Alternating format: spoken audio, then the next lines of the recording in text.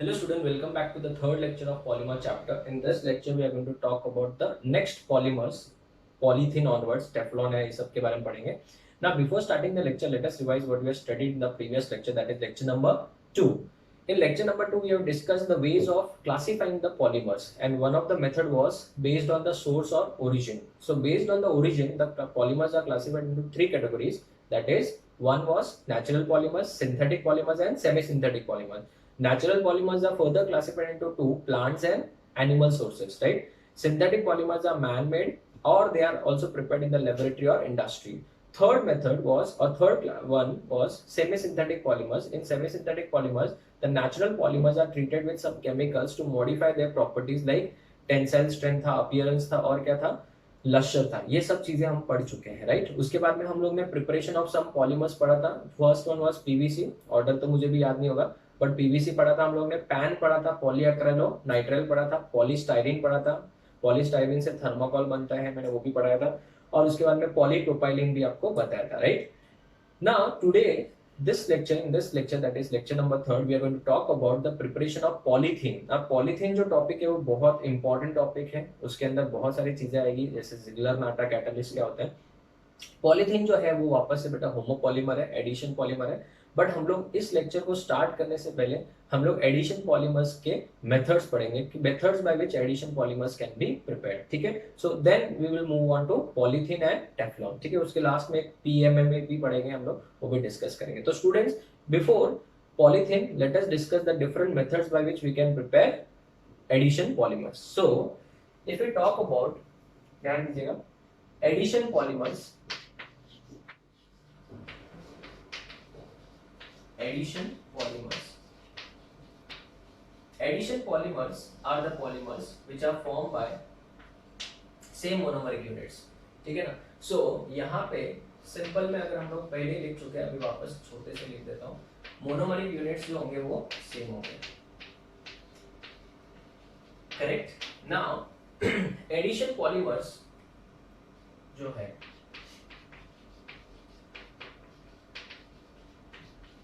are also known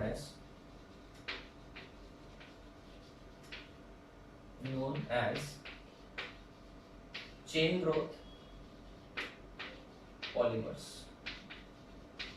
इसमें जो chain होगा वो कंटिन्यूसली ग्रो होते जाता है, एक पॉलीमर में ऐड होते जाएगा, बट एलिमिनेट कुछ भी नहीं होता है.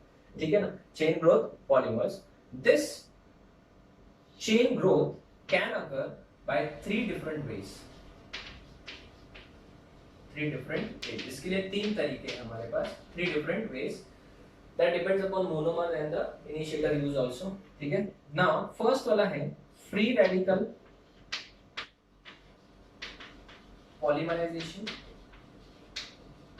Free radical polymerization. Second one is cationic polymerization and third one is anionic polymerization. बहुत इंपॉर्टेंट है ये सब. हम लोग तीनों को मैकेनिज्म के साथ डिस्कस करेंगे, and this is very important for entrance and boards वाले स्टूडेंट्स के लिए.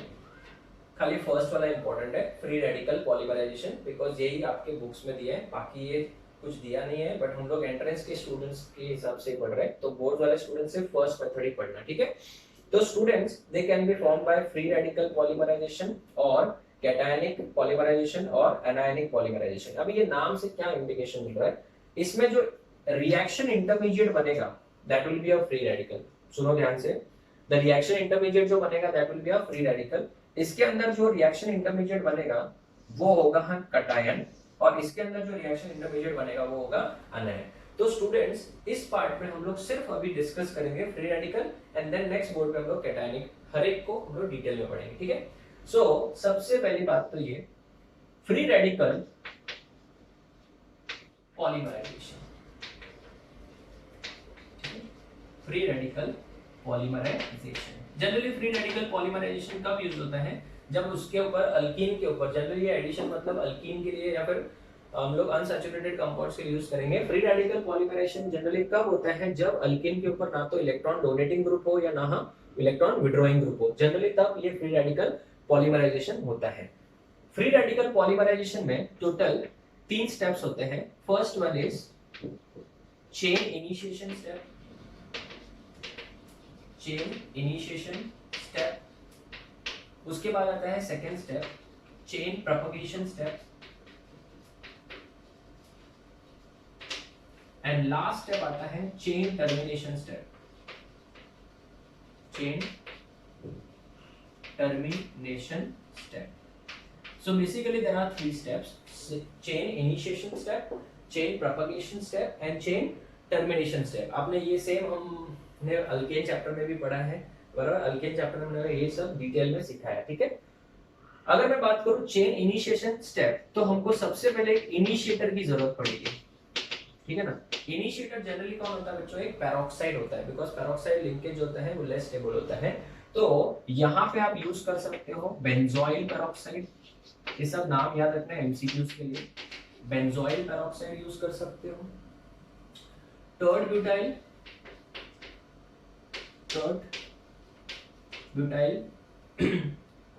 पेरोक्साइड यूज कर सकते हो, या फिर you can use acetyl peroxide.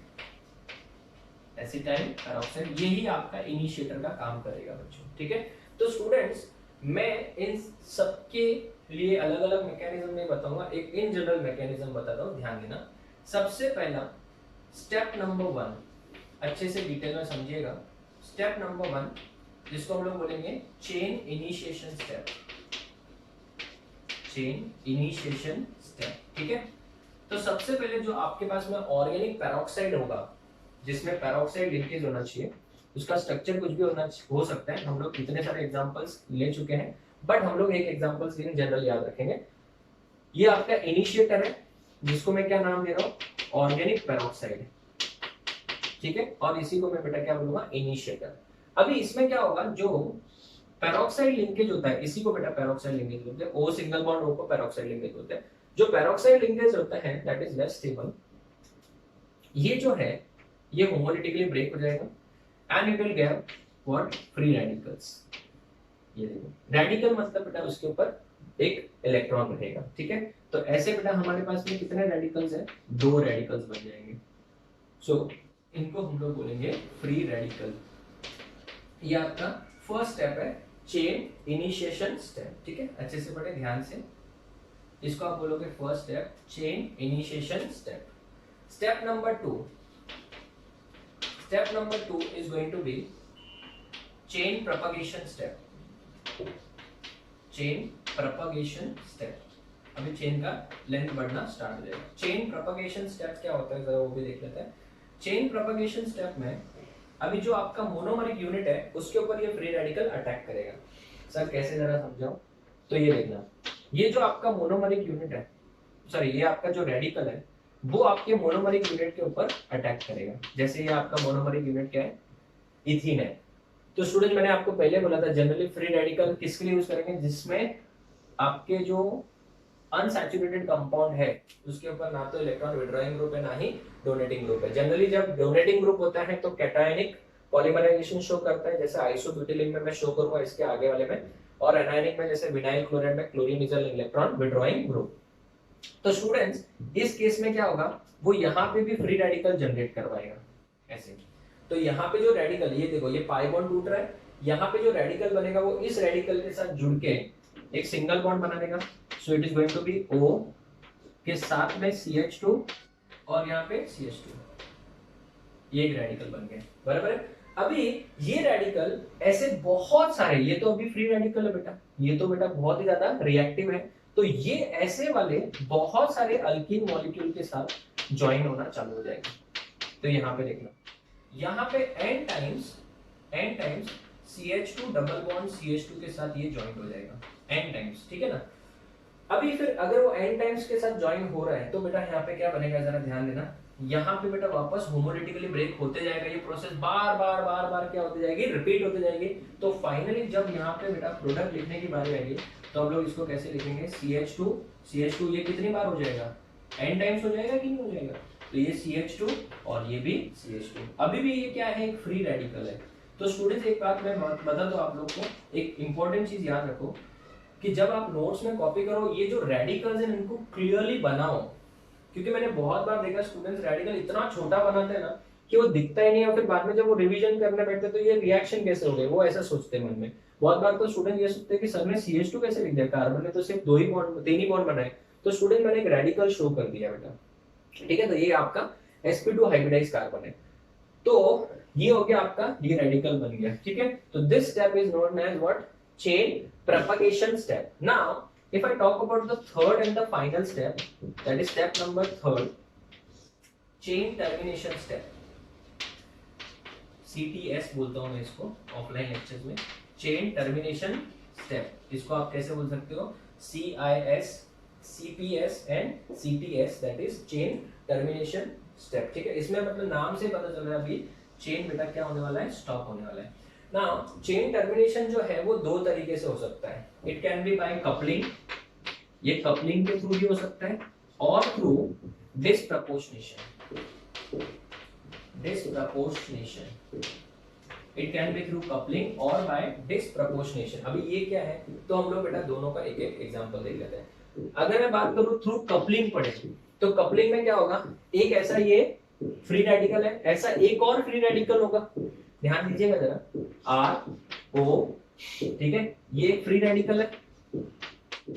ऐसे बेटा अगर मैं बोल दूं कि ऐसा एक और फ्री रेडिकल है, सेम, ध्यान दीजिएगा, इसको मैं थोड़ा सा उल्टा लिख रहा हूं, ऐसा उल्टा, इस साइड में इसको उल्टा करके लिख रहा हूं, CH2 CH2 CH2 CH2 n times and OR।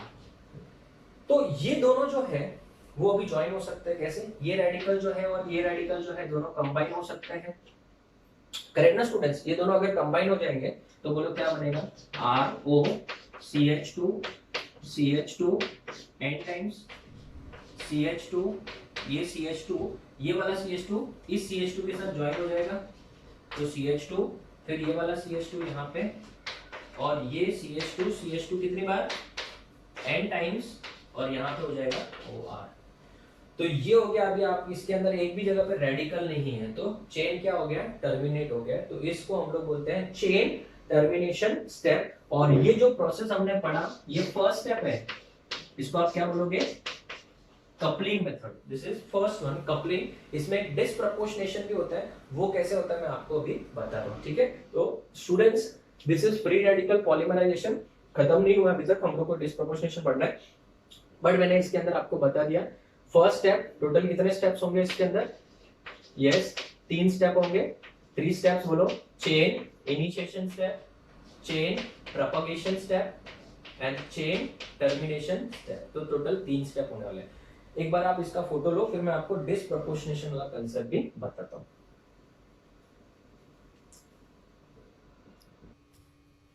Okay students, so after coupling late us move to chain termination step. जो है वो दो तरीके से हो सकता है, या तो कपलिंग के थ्रू हो सकता है, या फिर दूसरा मैंने बोला था डिसप्रपोर्शनेशन। सो कपलिंग हमने वहां तक खत्म कर लिया था।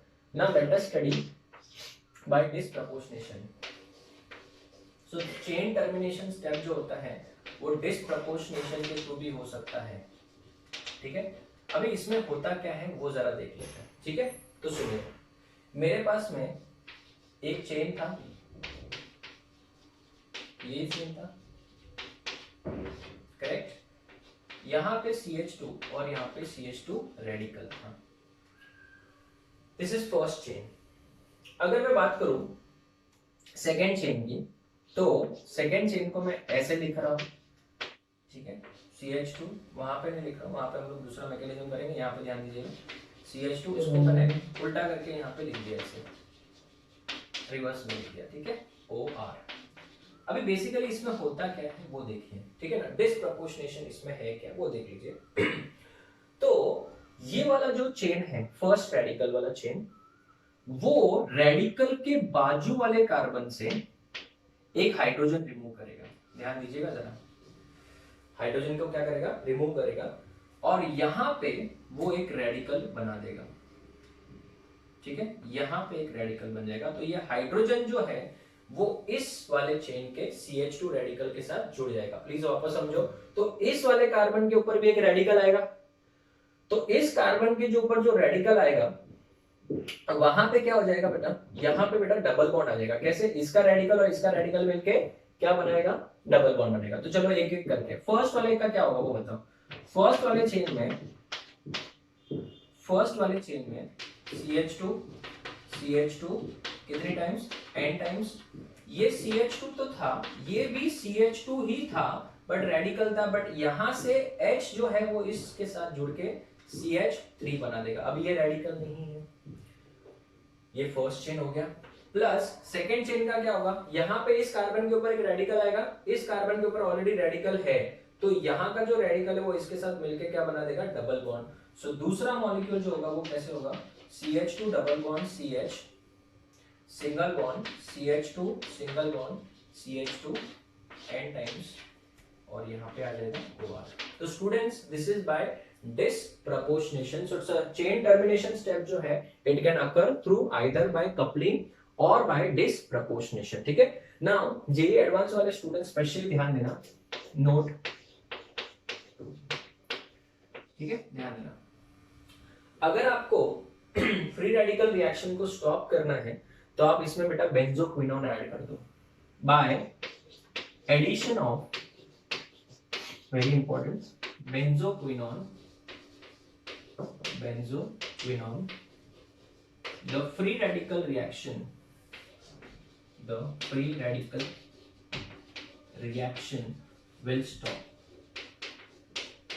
सर ऐसा क्यों, तो क्वेश्चन आता है ऐसा क्यों, तो let us study the reason, क्या कारण है कि वो रिएक्शन स्टॉप हो जाता है, ठीक है। जनरली बहुत बार पूछा जाता है एंट्रेंस में बेटा, एडवांस वालों के लिए तो बहुत ही इंपॉर्टेंट है, ठीक है।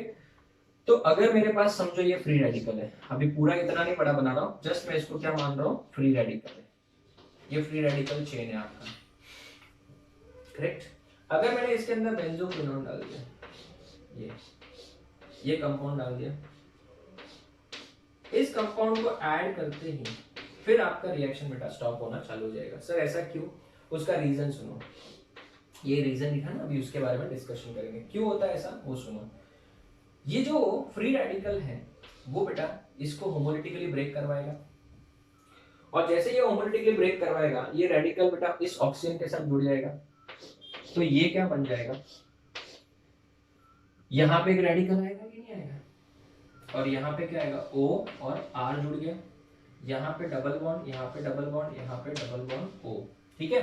अभी ये आगे फ्री रेडिकल पॉलीमराइजेशन नहीं करने देगा, क्यों, क्योंकि ये जो रेडिकल है बेटा it is highly stable by resonance, it is stable by resonance. तो ये आपने जीओसी का मेरा थर्ड लेक्चर अगर देखा है, अच्छे से बैठे हो आप उसमें, जीओसी के उसमें मैंने resonance, hyperconjugation, inductive effect ये सब डिटेल में समझाया। तो this is highly stable by resonance, ठीक है। तो स्टूडेंट्स कैसे जरा बताते हैं, ये वाला जो बॉन्ड है वो कितने इलेक्ट्रॉन से बना है, 2 पाई बॉन्ड, या रेजोनेंस में पाई बॉन्ड की बात करें हम लोग, ठीक है। तो ये वाला इलेक्ट्रॉन और ये वाला इलेक्ट्रॉन मिलकर यहाँ पे एक बॉन्ड बना सकता है, तो रेडिकल यहाँ पे आ जाएगा। फिर ये वाला जो है इधर भी 2 इलेक्ट्रॉन है, तो ये रेडिकल और यहाँ पे जो आएगा रेडिकल उसके साथ बॉन्ड बना सकता है, तो रेडिकल इधर आ सकता है। तो इसके अंदर क्या हो रहा है बेटा, रेजोनेंस हो रहा है, तो रेजोनेंस हो रहा है तो it is highly stable by resonance, so therefore आपका फर्दर रिएक्शन नहीं होगा, ठीक है। तो स्टूडेंट्स अगर आप चाहो तो इसके बहुत सारे रेजोनेटिंग स्ट्रक्चर्स ड्रॉ करके यहाँ पे आप एक ब्रैकेट बना देना, स्टेबलाइज बाय रेजोनेंस, ठीक है। तो स्टूडेंट्स याद रखना, अगर हमने ये कंपाउंड ऐड कर दिया तो फिर आपका ये फ्री रेडिकल रिएक्शन क्या हो जाएगा, स्टॉप हो जाएगा। तो स्टूडेंट्स हम लोगों ने free radical polymerization I think बहुत डिटेल में अच्छे से पढ़ लिया, आप आई होप आपको समझ में भी आया होगा। अब ये सब चीजें देखने के बाद, आप प्रेजेंटेशन देखने के बाद आपको भी एक फील आता होगा, सबको तो नहीं, बहुत सारे बच्चों को आता रहेगा कि सर हम भी अच्छे से नोट्स लिखें ताकि आपको चीजें याद हो जाए बेटा, क्योंकि आपको एक फील जब आ जाएगा कि हाँ ये चीज अगर मैं लिख लूं तो मुझे याद हो जाए, तब आपको रियल में बेटा चीजें और अच्छे से आने लगेगी, ठीक है। तो आप इसका एक फोटो ले लो, फिर हम लोग स्टार्ट करते हैं कैटायनिक पॉलीमराइजेशन, ठीक है, फोटो ले लो।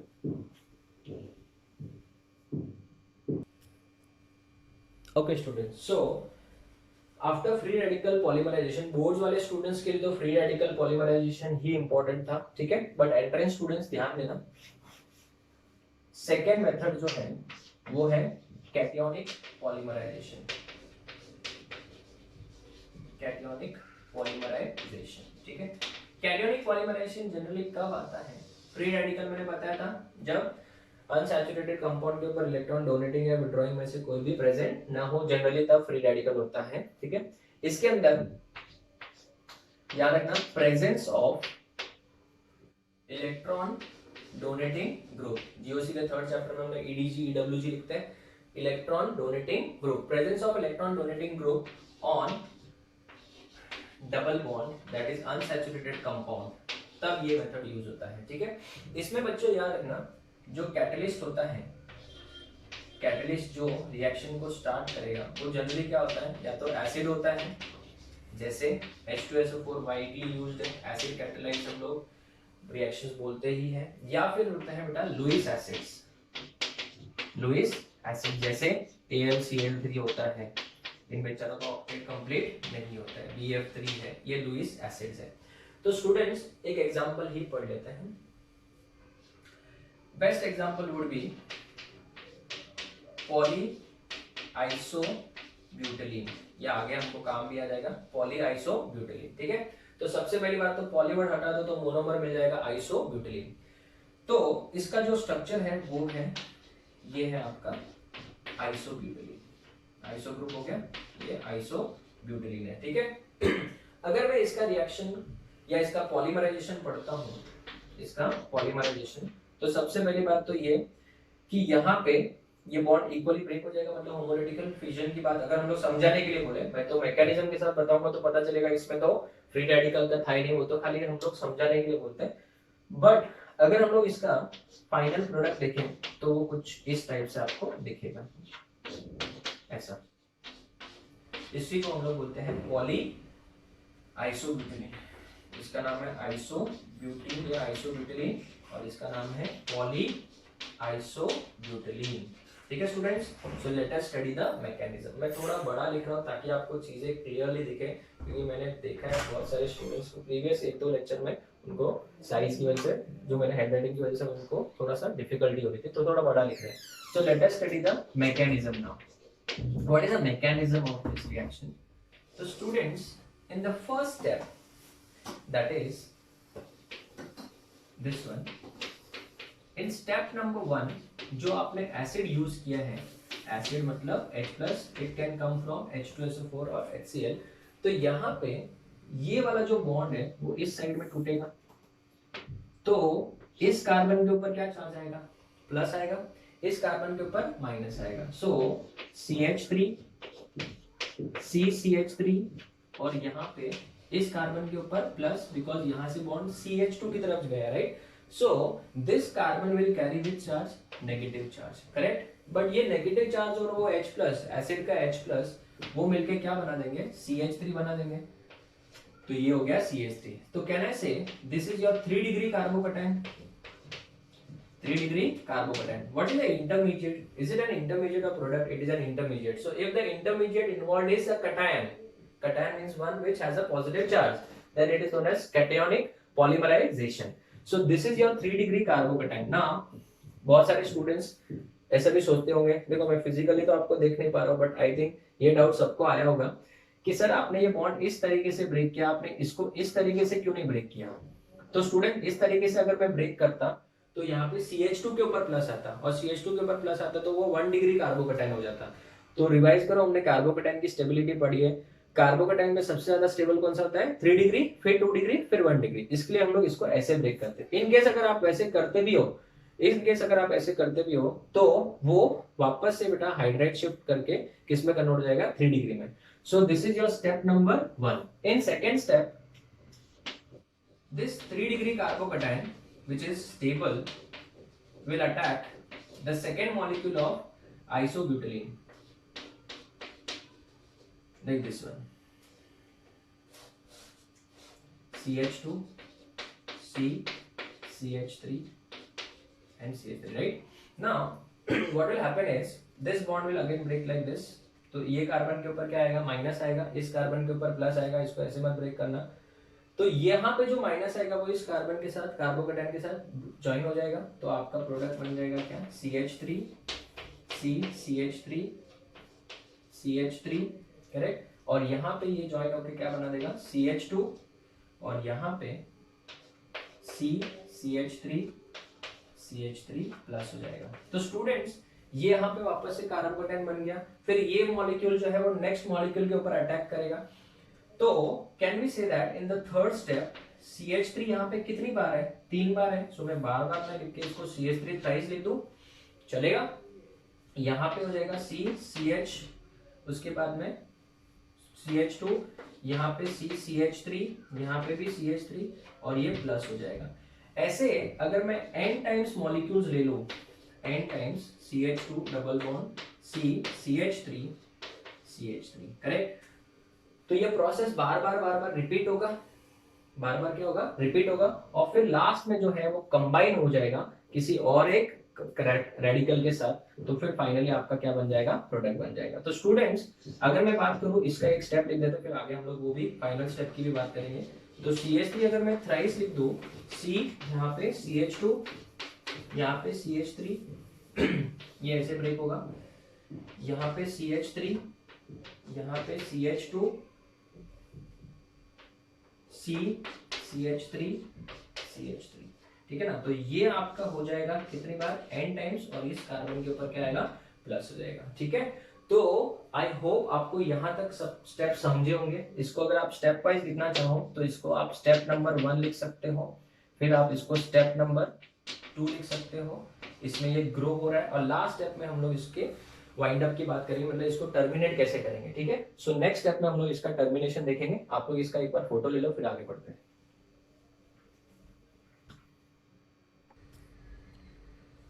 Okay students, so the third and the final step for this cationic polymerization is going to be the chain termination करना है अभी हमको, बराबर है। तो एक बार मैं इसी को वापस से लिख लेता हूँ। तो CH3 थ्राइस CH2 CH3, यहाँ पे भी CH3, n times CH2 C, यहाँ पे CH3 और यहाँ पे भी CH3, और ये कटायन है, राइट। अभी ऐसे दो चेन तो जुड़ नहीं सकते बिकॉज दोनों के ऊपर पॉजिटिव चार्ज है, तो ये तो पॉसिबल नहीं है। तो हम क्या कर सकते हैं, फिर ध्यान दीजिएगा। In that case what we can do is, यहाँ पे जो कार्बन है, यहाँ पे CH2 है, तो इसका जो अगर H है, ये बॉन्ड अगर मैं यहाँ पे शिफ्ट कर दूं तो ये हाइड्रोजन प्लस के फॉर्म में निकल सकता है, ठीक है ना। तो वापस से आपका एसिड क्या हो गया, रीजनरेट हो गया। तो यहाँ पे आपका फाइनली प्रोडक्ट आ जाएगा CH3 C CH2 C CH3 CH3, how many times, n times, यहाँ पे CH हो जाएगा CH2 से, और यहाँ पे डबल बॉन्ड आएगा C, यहाँ पे CH3 और यहाँ पे भी CH3। So this is the final product, और ये आपका हो गया पॉलीआइसोब्यूटाइडीन। तो students with this we finish the concept of what, yes, cationic polymerization। तो अभी एक और सिर्फ पॉलीमराइजेशन हमारा बाकी रह गया, और वो है हमारा एनायनिक पॉलीमराइजेशन, ठीक है। So let us move to the third one, anionic polymerization. If we talk about anionic polymerization, ठीक है, एनायनिक पॉलीमराइजेशन की बात करेंगे। एनायनिक पॉलीमराइजेशन में सबसे पहली बात तो मुझे ये बताओ, वो कहाँ पे हुआ था कैटायनिक, जहाँ पे इलेक्ट्रॉन विड्रॉइंग थे कि डोनेटिंग थे, डोनेटिंग थे। तो यहाँ पे कंपाउंड के अंदर बेटा क्या होना चाहिए, इलेक्ट्रॉन विड्रॉइंग ग्रुप होना चाहिए। Electron withdrawing group like chlorine है, या फिर साइनाइड है, या फिर एक्सेट्रा बहुत सारे ग्रुप्स हो सकते हैं, तब वहां पे ये होगा बेटा, ठीक है। तो अल्कीन के साथ में याद रखना इलेक्ट्रॉन विड्रॉइंग ग्रुप प्रेजेंट होना चाहिए। इसके अंदर अगर हम लोग बात करें तो वहां पे हमने किससे किया था रिएक्शन, एसिड से किया था, राइट, या फिर लुईस एसिड से किया था। तो यहाँ पे बेटा जो कैटलिस्ट होंगे वो बेसिस होंगे, कैटलिस्ट होंगे वो क्या होंगे, बेस होंगे। बेस लाइक आप सोडामाइड ले सकते हो, सोडामाइड ले सकते हो, या फिर third butyl C4H9, lithium, third butyl lithium, या फिर ब्यूटाइल लिथियम भी यूज कर सकते हैं। ये स्ट्रॉन्ग बेसिस है, राइट। तो अभी इसमें होता क्या है वो देख लेते हैं। सो स्टेप नंबर 1 हम लोग डिस्कस करते हैं। स्टेप नंबर 1 में वी कैन से जो आपका अल्कीन है, जैसे इससे बेटा हम लोग एग्जांपल भी लिख लेते हैं, vinyl chloride that is PVC, polyvinyl chloride जो है वो इस मेथड से एनायनिक पॉलीमराइजेशन से बनाया जाता है। तो बहुत बार आप एंट्रेंस के स्टूडेंट्स तो बेटा एमसीक्यू में भी पूछा जाता है कि पीवीसी इज प्रिपेयर्ड बाय, ठीक है, it is not free radical, it is anionic polymerization. तो स्टूडेंट ध्यान देना, CH2 डबल बॉन्ड CH और यहाँ पे Cl हो जाएगा बेटा, करेक्ट। तो यहाँ पे ये जो आपका सोडामाइड है, ठीक है ना, तो ये तो आयनिक कंपाउंड है, इसमें प्लस है और इसके ऊपर क्या है, माइनस है। तो ये जो NH2 माइनस है, क्या है, NH2 माइनस, वो ये इलेक्ट्रॉन विड्रॉइंग ग्रुप है कि डोनेटिंग ग्रुप है, विड्रॉइंग ग्रुप है। तो ये इलेक्ट्रॉन विड्रॉ कर रहा है, तो डेफिनेटली इसमें इंडक्टिव इफेक्ट अपने को फील होगा, रेजोनेंस भी हो सकता है बिकॉज इसके पास में वेकेंट d ऑर्बिटल होता है। तो स्टूडेंट्स ये वाला कार्बन का हाइड्रोजन निकालना बहुत ही आसान है।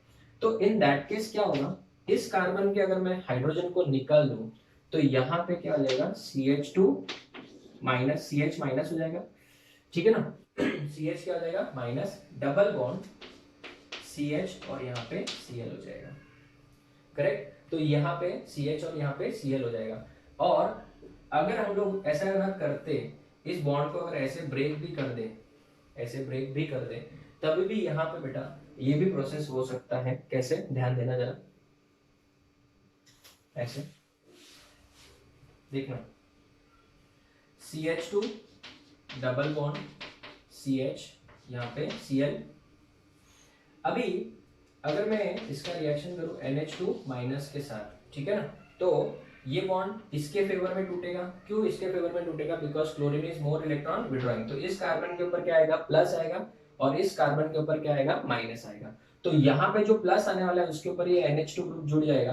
तो बेटा क्या बन जाएगा बताओ, NH2 यहाँ पे CH2 ही रहेगा, ठीक है ना, this is one of the method.